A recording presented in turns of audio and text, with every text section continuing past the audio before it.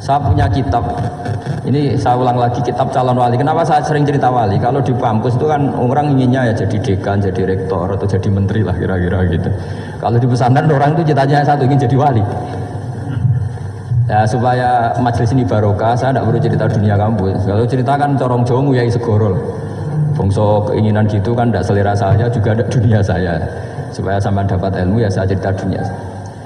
Itu kitab, saya punya kitab calon wali lah kira-kira, atau wali sudah wali top, namanya kitab Tasbidul Fuad, karangannya Sayyid Abdul Haddad.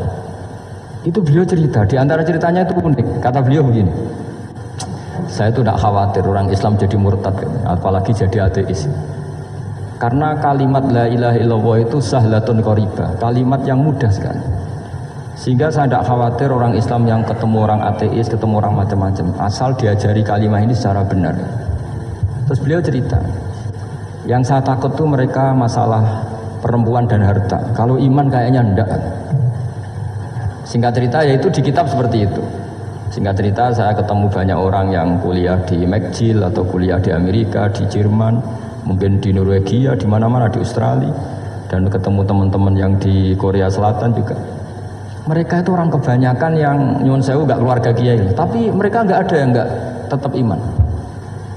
Ketika saya tanya, kenapa Anda tetap iman? Padahal ada beberapa negara yang lebih stabil, lebih makmur dibanding negara yang mengklaim sebagai negara Islam. Itu cara berpikir ya sederhana.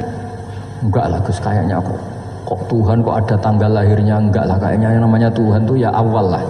Masa pencipta langit bumi dituhani orang yang lahirnya di bumi, kayak enggak lah kayaknya. Jadi ya berpikir sederhana. Padahal ya kurang ajarnya Masya Allah. Anak ini ya dugem ya macam-macam, tapi kalau ditanya disuruh yang lain nggak mau deh. Enggak lah, kayak yang benar tetap Islam.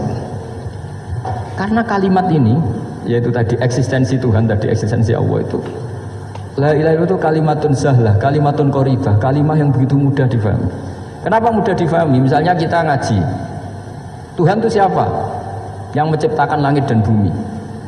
Dengan misalnya perbandingan Tuhan itu siapa? Yang lahir di bumi tahun sekian. Enak mana cara kita menerima itu? Kan keren yang menciptakan langit dan bumi. Tuhan itu siapa? Yang ada sebelum langit dan bumi. Dengan misalnya Tuhan adalah yang lahir di bumi. Keren mana itu? Nah, bayangkan kalau kita punya Tuhan Fir'aun, sudah mati jadi tontonan kan, terus gak keren maksudnya punya Tuhan kok seperti itu. Nah ini yang katanya Syekh Abdul Haddad, kalimat ini sahlatun qaribah. Sehingga kalimat ini pula yang kita dilatih, la ilaha illallah kalimatu haqqin 'alaiha nahya wa 'alaiha namut wa 'alaiha nub'ats atau wa biha nub'atsu insyaallah taala minal aminin. Nah, saya sebetulnya tadi datang tuh tidak ingin menjelaskan ini, tapi tadi kata Pak Fathul Wahid, ilmu itu kalau dikaji tambah hari tambah mudah, karena perangkat untuk menemukan bulan itu misalnya nggak rata itu gampang sekali. Pakai teori pemandangan ya bisa, pakai teori gambar juga bisa. Kalau teori pemandangan tadi, kalau kita bisa melihat mobil 2 meter masih kelihatan 2 meter, itu dengan jarak berapa masih orisinil seperti itu. Tambah jauh, tambah tidak kelihatan, tambah jauh, tambah. Nah ternyata setelah 5 kilo misalnya tidak kelihatan, berarti untuk jumlah 2 meter hilang per 5 kilo. Nah berarti kalau bulan masih kelihatan segitu, berarti jarak kita dan bulan kira-kira sekian ribu kilo. Itu bisa dihitung, itu tanpa teknologi.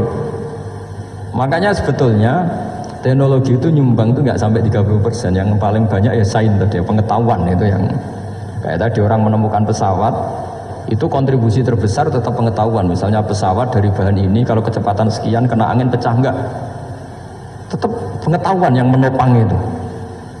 Teknologi kan paling mengantar supaya pesawat kecepatan sekian didorong mesin sekian dengan apa begitu. Nah pesantren seperti kita, saya ini dididik Mbah Mun, dididik bapak saya, buyut-buyut saya, kiai, itu sekali alim, yang alim betulan, itu ya alim betul. Ya karena memang yang repot nih yang agak-agak dukun itu ya ribet itu. Penting rambutnya gondrong, terus nggak pernah mandi, terus nanti ada orang tertentu tertarik minta doa, ini yang ribet ini, susah ini sertifikasinya susah ini karena. Tapi kalau kita ini di pesantren yang coro sertifikasinya jelas. Jadi berani jadi Gus harus bisa baca Mu'in gitu, berani jadi Kiai harus bisa baca Wahab.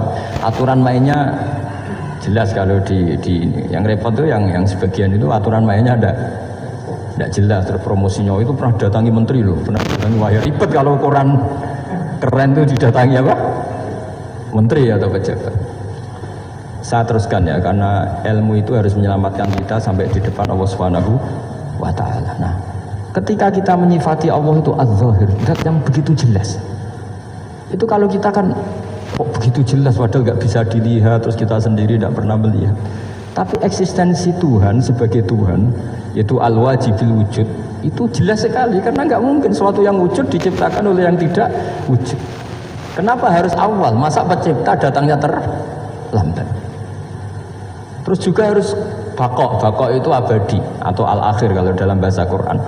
Masa zat yang superior kemudian kalah sama yang diciptakan? Berarti nanti ada kekuatan besar yang mengalahkan Tuhan. Ya kan aneh, kekuatan ini dalam kendalinya kemudian Allah kalah kan tidak mungkin. Makanya disebut al-akhir. Allah pasti tidak ada yang mengalahkan. Terus diantaranya lagi disebut qiyamuhu binafsihi. Kalau dalam bahasa Quran disebut al-qayyum, zat yang berdiri sendiri. Gak boleh Tuhan butuh yang lain. Kalau butuh yang lain berarti bergantung pada yang lain, dan nggak usah jadi Tuhan lah kalau masih butuh yang lain. Sehingga karena kekuatan ini, saya ulang lagi, karena kekuatan ini, ketika anak-anak mahasiswa kuliah di Jerman atau di Swiss, di negara-negara yang lebih bahagia ketimbang negara yang mayoritas Muslim, itu mungkin mereka tertarik sama sistem negara itu karena ada jaminan sosial ini. Tapi nggak pernah tertarik sama Tuhannya negara itu, karena dihitung-hitung tadi Tuhannya mesti keren kita gitu. Jadi, ini cerita ke saya Abdul Haddad. Kata saya Abdul Haddad, kamu udah usah khawatir lah umat Islam murtad atau jadi ateis gitu. Karena penjelasan tauhid Islam itu begitu jelas. Jadi by design manusia itu pasti nerima tauhid kira-kira gitu.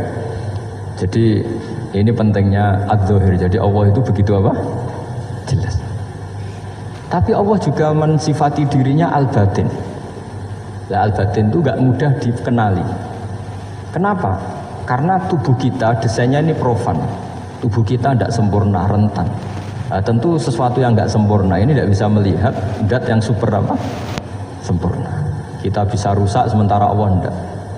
Nah, karena alasannya tubuh kita ini didesain untuk rusak, maka di surga itu keyakinan para ulama orang bisa melihat Allah karena desain tubuhnya sudah dirubah dari desain profan menjadi keabadian.